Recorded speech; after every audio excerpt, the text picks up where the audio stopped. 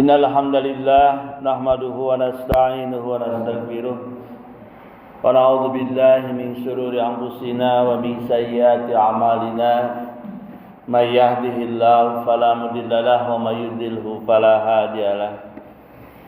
Asyhadu an la ilaha illallah wahdahu la syarikalah wa asyhadu anna Muhammadan abduhu wa rasuluh. Amma ba'du.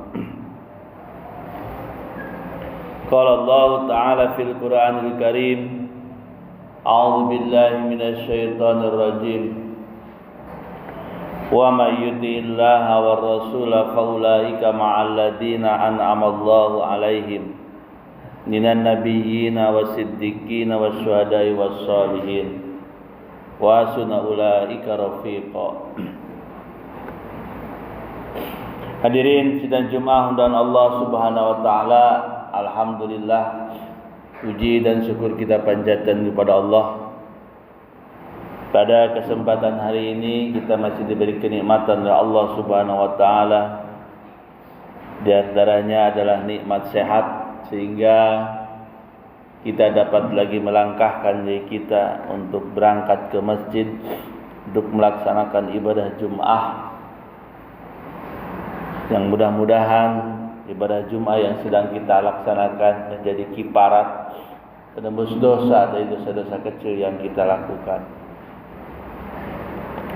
Rasulullah bersabda, al-jumu'atu ila jum'ah mukaffaratun lima bainahuma idza tanabatil kaba'ir. Jum'ah ke Jum'ah, maka Jum'ah itu menjadi kiparat apabila kita semua meninggalkan dosa besar. Artinya penebus dosa, penghapus dosa dari dosa-dosa kecil yang kita lakukan. Saya selaku khatib tidak bosan-bosan mengajak kepada semuanya, mari kita tingkatkan keimanan dan ketakwaan kita kepada Allah Subhanahu wa taala.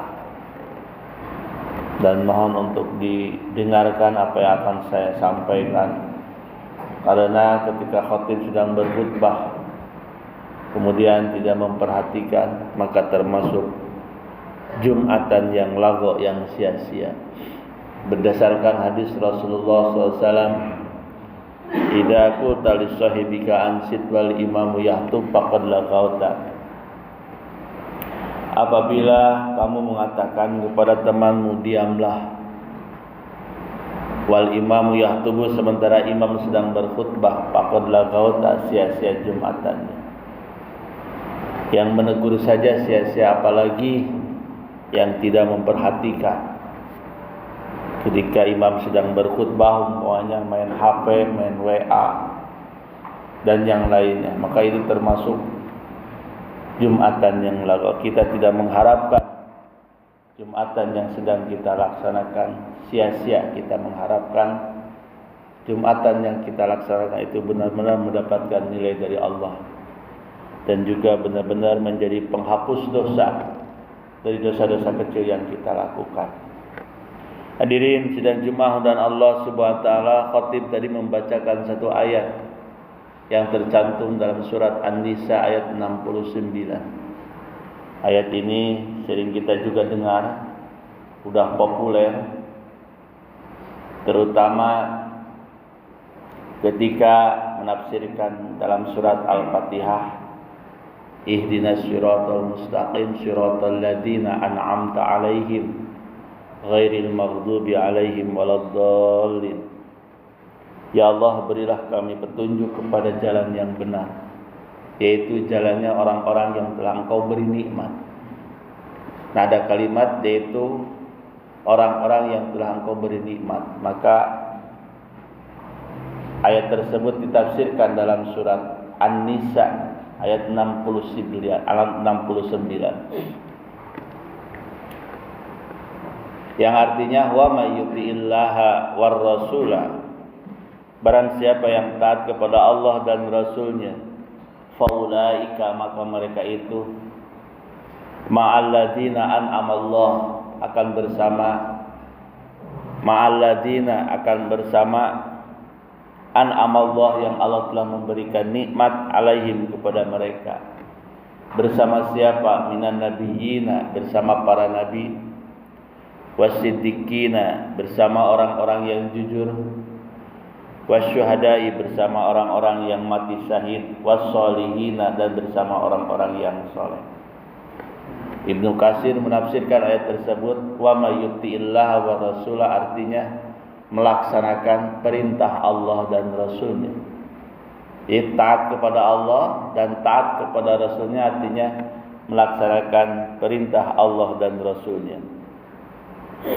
Maka jaminannya faulaika ma'alladzina an'ama, maka mereka itu akan bersama dengan orang-orang yang telah Allah beri nikmat. Sepakat kalimat an'ama itu adalah nikmat agama. Ya.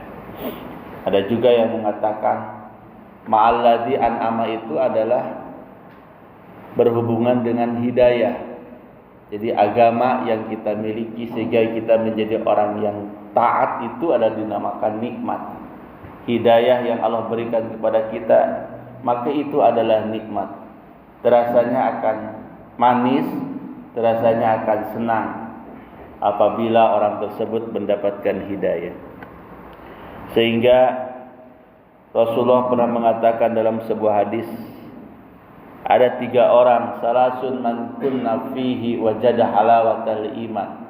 Ada 3 orang yang akan merasakan manisnya iman.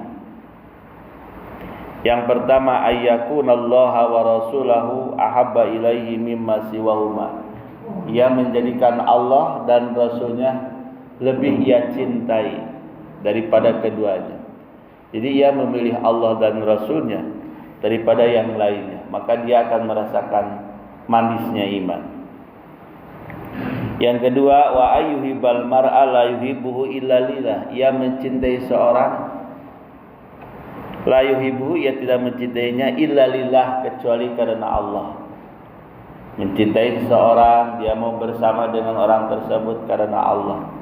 Dia mau bersama dengan orang tersebut karena agamanya baik. Yang ketiga, wa ayyakrahu ayyauda fil kufri kama yakrahu ayyudafa finnar. Ia benci kepada kekufuran, apapun bentuknya, baik yang sedikit ataupun yang banyak. Apabila hal tersebut adalah menuju kepada kekufuran, maka ia membencinya, seperti ia membenci akan dilemparkan ke dalam api neraka. Maka 3 golongan ini, kata Rasulullah, wajada halawatal iman, ia akan merasakan manisnya iman. Mungkin bagi kita ini belum kita rasakan. Bisa saja mungkin ada sesuatu yang salah dalam diri kita.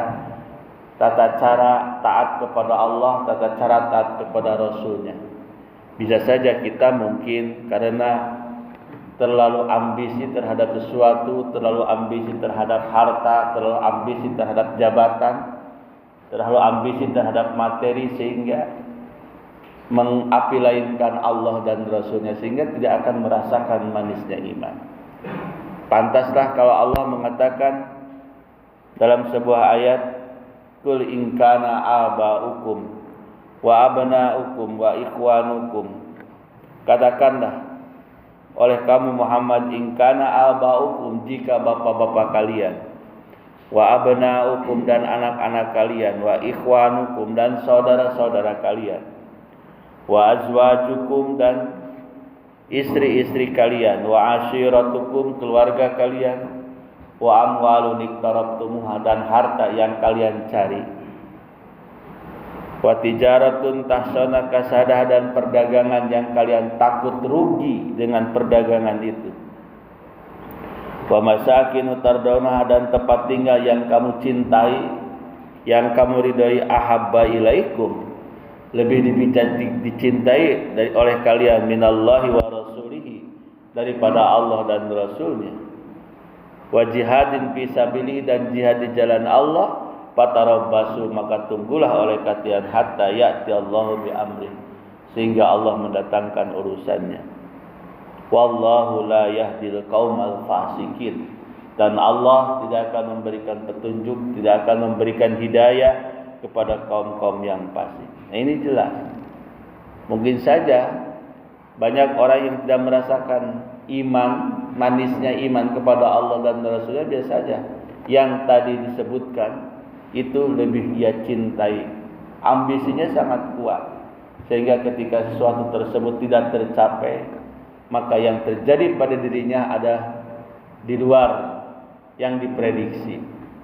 Nah, makanya taat kepada Allah dan Rasulnya ini adalah harus menjadi prioritas, sesuatu yang diutamakan. Ya, kita harus bisa melaksanakan segala perintah Allah. Kita harus bisa melaksanakan segala perintah Allah dan Rasulnya. Karena taat kepada Allah itu adalah jaminannya mereka akan bersama dan orang-orang yang Allah beri nikmat. An'amallahu alaihim ghairil maghdub, dalam Al-Fatihah, bukan orang-orang yang dibenci. Siapa? Orang-orang Yahudi, orang-orang Nasrani. Mereka adalah orang-orang yang dilaknat. Kita meminta kepada Allah adalah bersama orang-orang yang telah Allah berikan nikmat kepada mereka, nikmat-nikmat agama atau hidayah. Hadirin sidang Jumat dan Allah Subhanahu wa taala, ketika hidayah tidak sampai pada diri kita, mana mungkin kita akan merasakan manisnya iman. Banyak orang yang merasa api lain terhadap hidayah, kadang-kadang cuek terhadap hidayah. Padahal hidayah yang kita minta itu adalah sangat penting, sangat berguna bagi kita. Ketika orang menjauhkan hidayah, maka hidayah itu akan jauh pada dirinya. Ketika orang itu mendekati atau mencari hidayah tersebut, maka hidayah itu akan datang kepada dirinya. Sesuai dengan firman Allah dalam surat Al-Anfal ayat 53, "Dzalika bi annallaha lam yakum mughayyiran ni'matan an'amaha 'ala qaumin hatta yughayyiru ma bi anfusihim wa annallaha sami'un alim." Zalika, yang demikian itu, bi annallaha, karena Allah lam yakum mughayyiran nikmatan. Allah tidak akan merubah satu nikmat. Nikmat di sini adalah al-hidayah. Ya, Al-Ustaz Aceh Jakaria mengatakan nikmat di sana adalah memakai taknya adalah tak marbutah, bukan memakai tak maftuhah. Ketika Al-Qur'an memakai tak marbutah, artinya adalah hidayah. Jadi Allah tidak akan merubah hidayah seorang, hidayah satu kaum yang telah Allah berikan kepadanya, hatta yughayyiru ma bi anfusihim, sehingga mereka merubah hidayah tersebut. Dengan apa merubah hidayah itu? Dengan melakukan dosa. Ketika orang melakukan dosa, maka dosa itu bisa merubah, bisa menghilangkan hidayah yang Allah berikan kepadanya. Karena bagaimanapun dosa itu, walaupun kecil, walaupun sedikit, lama-lama itu akan membesar. Bahkan lama-lama dosa itu akan menutupi hati manusia. Kalau hati manusia sudah ditutupi oleh dosa, sehingga dia tidak merasakan dosa lagi ketika melakukan maksiat. Dia tidak akan merasa dosa lagi ketika dia melaksanakan perbuatan-perbuatan keji, perbuatan-perbuatan fahisyah, perbuatan-perbuatan munkar. Nah, maka ketika orang hatinya sudah tertutup dengan dosa, hatinya akan berat sekali untuk menerima peringatan dari Allah Subhanahu wa taala.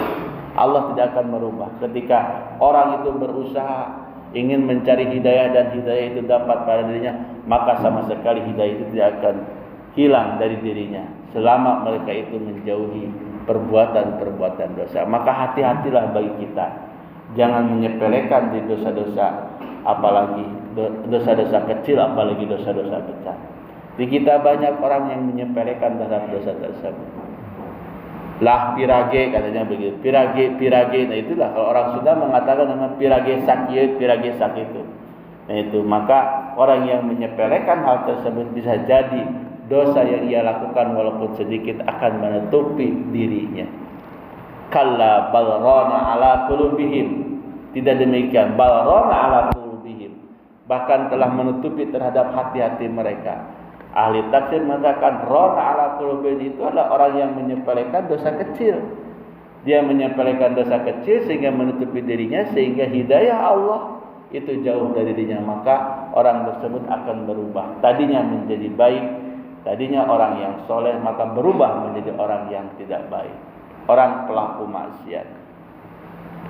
Maka konsepnya, hadirin sidang Jumat dan Allah Subhanahu wa taala, kita harus tetap taat kepada Allah dan Rasulnya.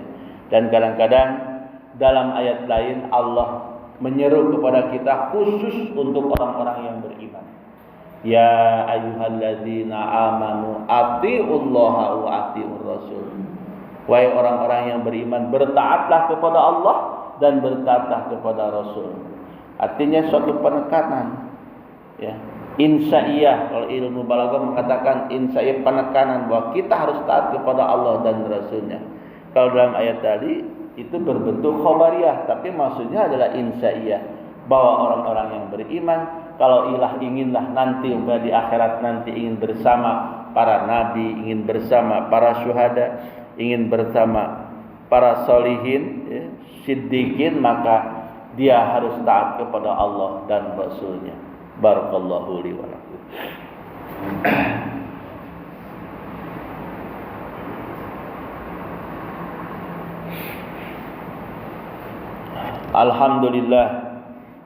Alhamdulillahilladzi arsala rasulahu bil huda wa dinil haqq lidhhirahu 'ala dini kulli wa kafa billahi syahida.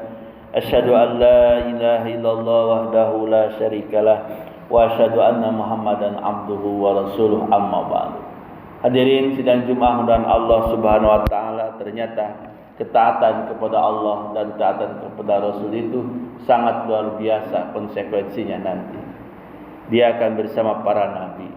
Di sini dikatakan ma'an nabiyyin jama', bukan ma'an nabi bersama Nabi Muhammad saja, tapi kalimatnya ma'an nabiyyin, bersama para nabi. Nabi yang harus kita imani adalah semuanya 25, walaupun nabi itu lebih dari 25 sampai ratusan. Di antaranya adalah yang paling banyak sekali adalah nabi-nabi yang oleh Allah diutus kepada Bani Israel. Ketika Allah mengutus kepada Nabi Musa, setelah Nabi Musa, wa qaffayna min ba'dihi birrusul, dalam Al-Baqarah, dan kami susulkan setelah Nabi Musa itu ar-rusulu, para rasul, artinya banyak. Setiap nabi yang meninggal maka kami utus lagi nabi yang baru, meninggal utus lagi nabi yang baru. Tapi apa yang terjadi pada mereka? Justru mereka mendustakan para nabi tersebut. Bahkan ada di antara mereka nabi yang dibunuh, seperti Nabi Yahya, Nabi Zakaria, oleh Bani Israel itu dibunuh. Sangat keji mereka itu. Ya. Nah, maka orang yang taat kepada Allah dan Rasulnya akan dibersamakan dengan para nabi. Bagaimana bahagianya, ya, kita mengimani kepada Nabi Muhammad, tidak sejaman dengan Nabi Muhammad, tidak pernah bertemu dengan Nabi Muhammad, tapi membela ajarannya, membela agamanya. Sampai ada orang yang menjelek-jelekan Muhammad, kita marah kepadanya, padahal kita tidak sejaman dengan dia. Maka orang tersebut nanti oleh Allah Subhanahu wa taala akan dibersamakan dengan para nabi. Yang kedua, wasiddiqin, dan orang-orang yang jujur. Untuk berbuat jujur itu ada sulit sekali. Ya, sehingga Rasulullah pernah mengatakan dalam sebuah hadis, alaikum bisidqi fa inna sidqa yahdi ilal birri wa innal birra yahdi ilal jannah wa iyyakum wa ma yazalu rajulu yasdiqu wa yataharra sidqa hatta yuktaba indallahi siddiqan wa iyyakum wal kadhiba fa innal kadhiba yahdi ilal fujur wal fujura yahdi ilal nar wa ma yazalu rajulu yakdzibu wa yataharra kadhiba hatta yuktaba indallahi kadzaban. Kalimatnya pakai alaikum, hendaklah kalian bisidqi, berlaku jujur, berkata jujur. Itu menunjukkan perkara yang sulit untuk berbuat jujur itu. Ya.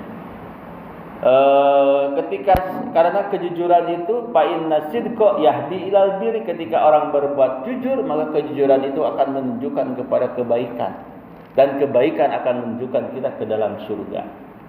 Wa ma yazalur rajulu yasduqu, dan tidak henti seorang laki-laki berkata jujur, berlaku jujur, ya.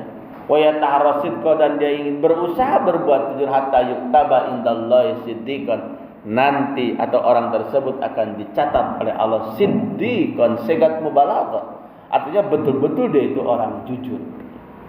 Sebaliknya dari jujur adalah berbohong. Wa iyyakum wal kadhiba, jauhilah oleh kalian al-kadhib. Iyyakum daklah kalian menjauhi al-kadhiba, berbohong. Fa innal kadhiba yahdi ilal fujur, sebab berbohong itu akan menunjukkan kepada dosa, wal fujur yahdi ilan nar, dan dosa itu akan membawa kita ke dalam api neraka. Ketika seorang satu kali berbohong, maka kedua kalinya akan berbohong lagi. Karena untuk menutupi kebohongan yang pertama dengan kebohongan yang kedua. Untuk menutupi kebohongan yang kedua, maka dia akan berbuat kebohongan yang ketiga. Terus saja berbohong. Maka kata Rasulullah, wa iyyakum wal kadziba. Wa ma yazaru rajulu yakdzibu wa yataharral kadziba hatta yuktaba indallahi kadzaban. Ketika seorang itu selalu berbuat bohong dan dalam hatinya dia tidak punya niat untuk jujur, dalam hatinya ingin berbuat bohong, maka dicatat di sisi Allah kadzaban. Dia adalah orang pembohong. Ini sangat sulit. Ya. Kalau orang sudah dicatat oleh Allah sebagai kadzab, si pembohong, maka berbuat bohong itu akan sulit sekali pada dirinya untuk dihilangkan. Nah, kata Allah, ma'as-siddiqin. Yang ketiga adalah wasyuhada, bersama orang-orang yang mati syahid. Bagaimana hebatnya mereka orang-orang yang mati syahid membela agama tanpa pamrih, tidak merasa rasa takut ya di hadapan manusia, walaupun taruhannya adalah nyawa, seperti yang terjadi di zaman Rasulullah. Bagaimana hebatnya para sahabat membela Rasulullah, sehingga ketika terjadi peperangan, apa yang terjadi sebelum terjadi peperangan bersama, ada yang diistilahkan dengan duel satu persatu ke depan, dari karangan para sahabat, dari karangan orang-orang kafir. Karena kehebatan para sahabat, keimanan para sahabat kepada Allah dan Rasulnya, ketaatan para sahabat kepada Allah dan Rasulnya, apa yang terjadi? Ternyata rata-rata dimenangkan oleh orang-orang mukmin. Mengapa orang-orang bisa menang? Keimanan yang sangat kuat. Dia yakin apa yang ia lakukan itu adalah akan mendapatkan kebaikan dari Allah Subhanahu wa taala. Sampai ia mati syahid di medan pertempuran. Ya, sehingga Rasulullah mengurus orang-orang yang mati syahid itu beda seperti mengurus orang-orang biasa. Ya. Ma'as syuhada, bersama orang-orang yang mati syahid. Kemudian yang terakhir, wassolihin, akan bersama dengan orang-orang yang soleh.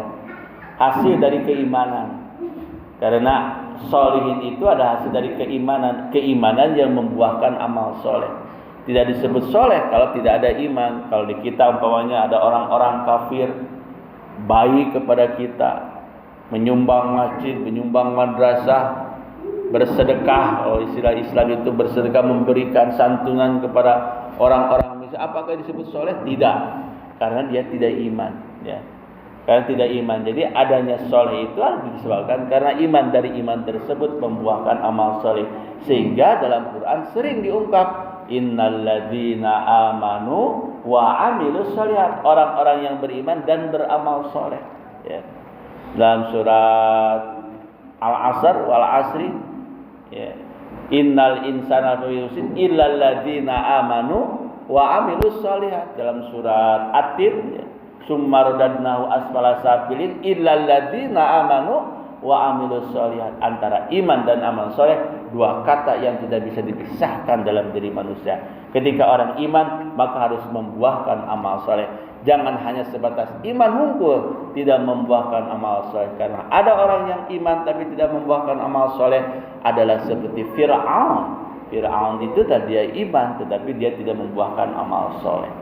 Hadirin sidang Jumat dan Allah Subhanahu wa taala, mudah-mudahan kita semua termasuk di antara yang selalu hidayah itu ada dalam diri kita, dan hidayah tidak lepas dari diri kita semua. Itulah yang dapat saya sampaikan. Mohon maaf kalau ada kesalahan dari pribadi saya sendiri. Ditutup dengan doa, Rabbana la tuzigh qulubana ba'da idh hadaitana wa hab lana min ladunka Rabbana atina fid dunya hasanah wa fil akhirati hasanah wa qina adzabannar. Aqulu qouli hadza wa astaghfirullaha li wa lakum. Assalamualaikum warahmatullahi wabarakatuh.